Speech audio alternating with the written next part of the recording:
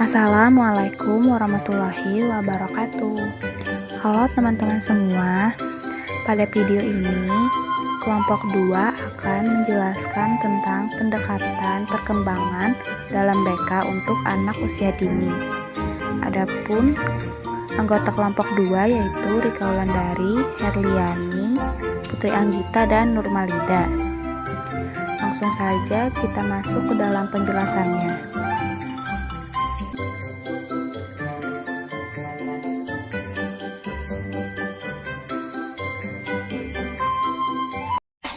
Pendekatan perkembangan anak usia dini menurut Meik dalam Muro atau Kotman 1995 ada 4 pendekatan yang dapat dirumuskan sebagai berikut, yaitu 1.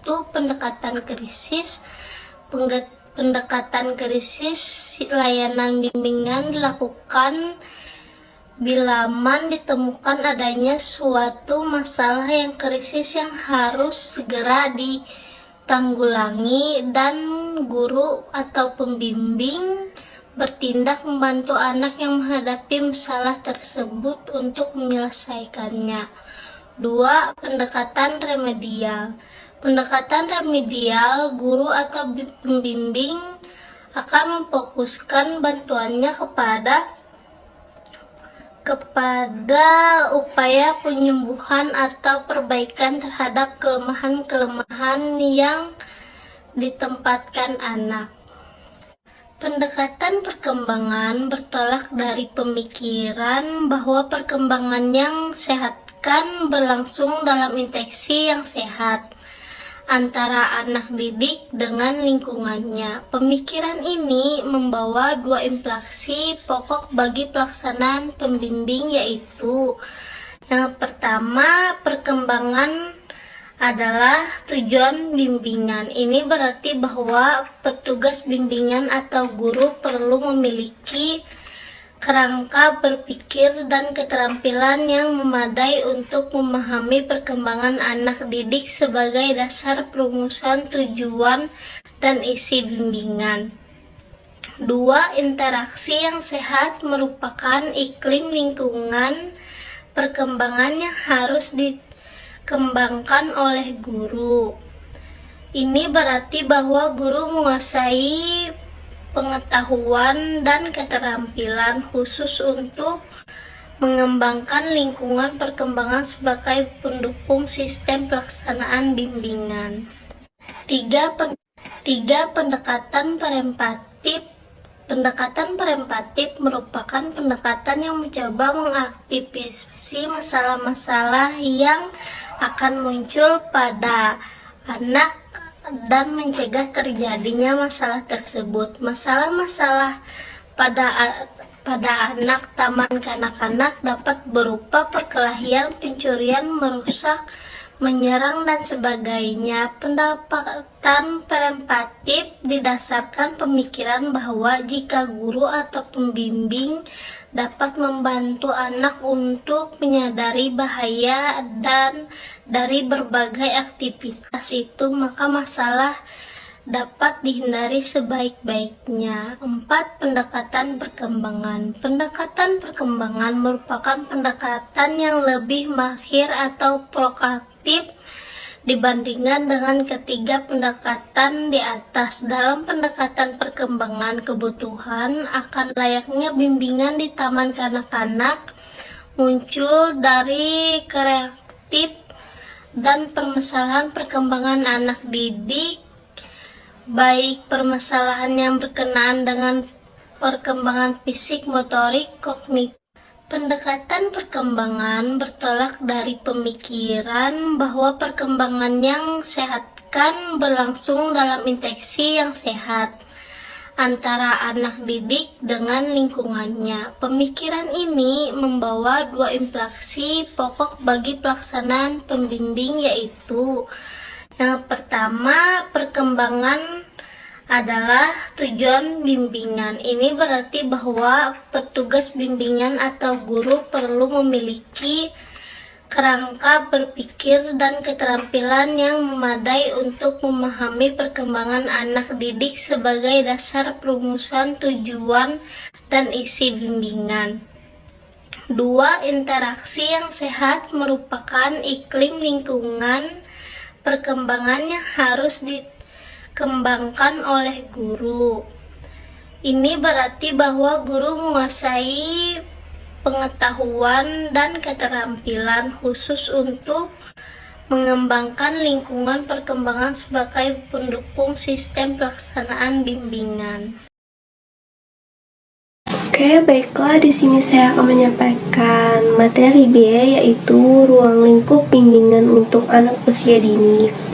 Yang A, bimbingan pribadi sosial. Bimbingan ini dimaksudkan untuk mencapai tujuan dan tugas perkembangan pribadi sosial anak dalam mewujudkan pribadi yang mampu menyelesaikan diri dan bersosialisasi dengan lingkungan secara baik. Bimbingan ini dapat membantu anak dalam memecahkan masalah-masalah yang bersifat pribadi sosial. Dan yang B, bimbingan belajar. Bimbingan ini merupakan bimbingan yang diarahkan untuk membantu para anak didik khususnya di dalam PAUD dalam menghadapi dan memecahkan masalah-masalah serta mencapai tujuan dan tugas pengembangan pendidikan melalui kegiatan bermain sambil belajar yang mencakup perkembangan kemampuan dasar dan pembentukan perilaku anak. Dan yang C ada bimbingan karir. Bimbingan karir merupakan salah satu aspek dari bimbingan dan konseling. Tidak tepat apabila menganggap bahwa bimbingan karir ini merupakan salah satunya bimbingan yang perlu ditangani. Hal tersebut perlu ditekankan untuk menghadapi kesalahpahaman yang mungkin timbul. Apabila dipandang bahwa bimbingan karir ini merupakan satu-satunya bimbingan yang perlu ditangani, maka aspek atau jenis bimbingan yang lain akan ditinggalkan. Padahal banyak masalah yang ada di luar bimbingan karir.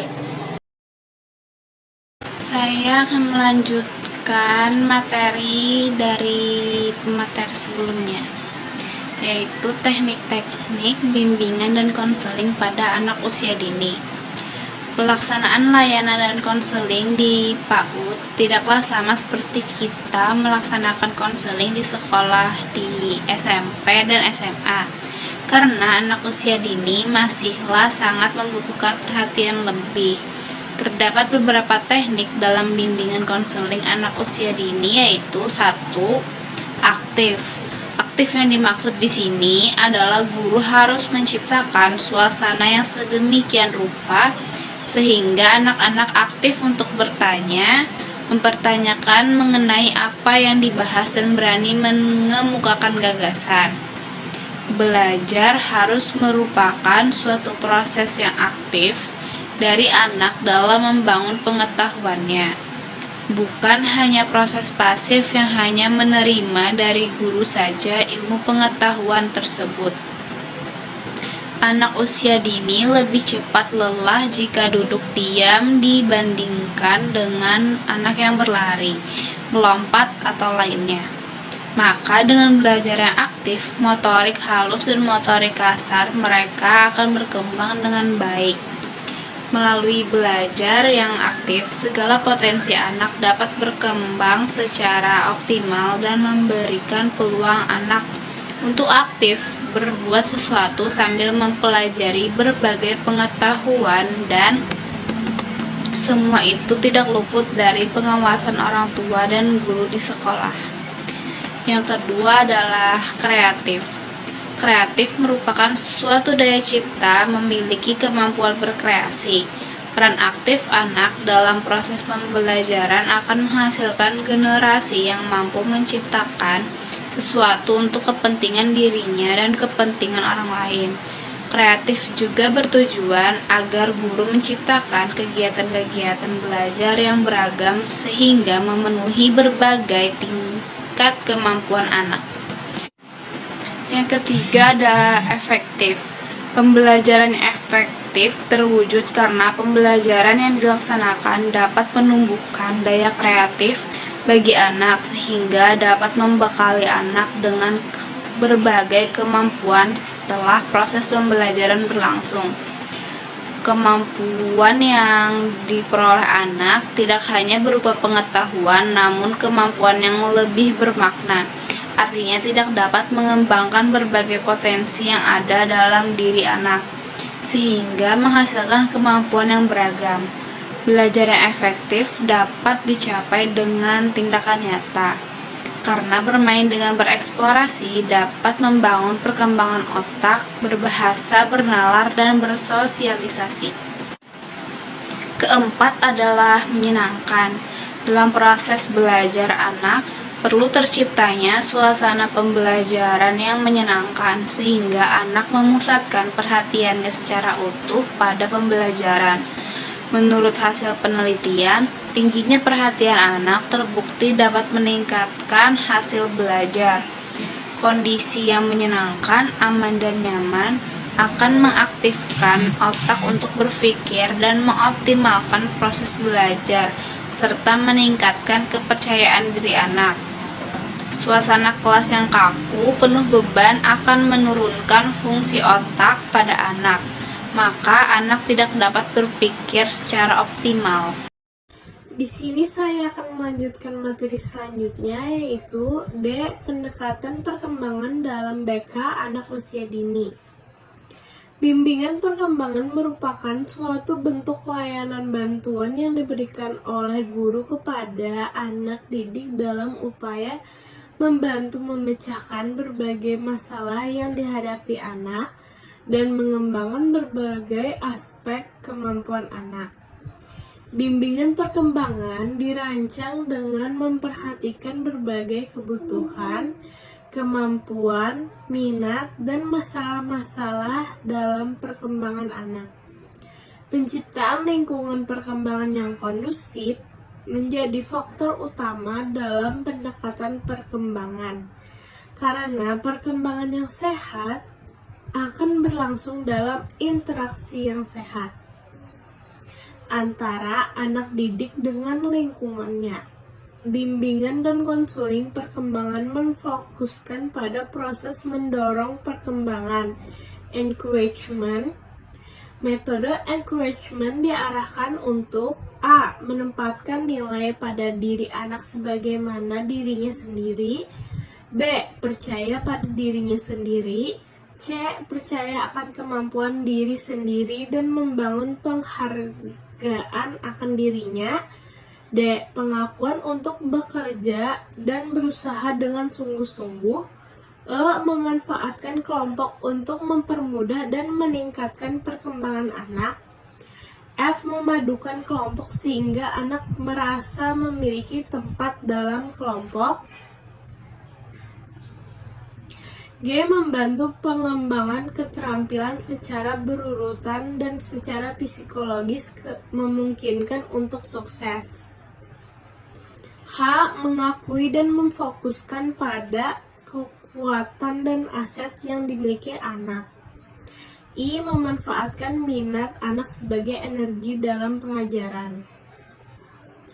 Muro dan Kotman 1995 memaparkan tentang prinsip-prinsip dalam pendekatan bimbingan perkembangan untuk anak usia dini sebagai berikut. 1. Bimbingan dan konseling dibutuhkan oleh semua anak. Prinsip ini menekankan tentang pentingnya pelayanan bimbingan bagi semua anak. Anak-anak perlu mengembangkan pemahaman diri yang baik dan utuh.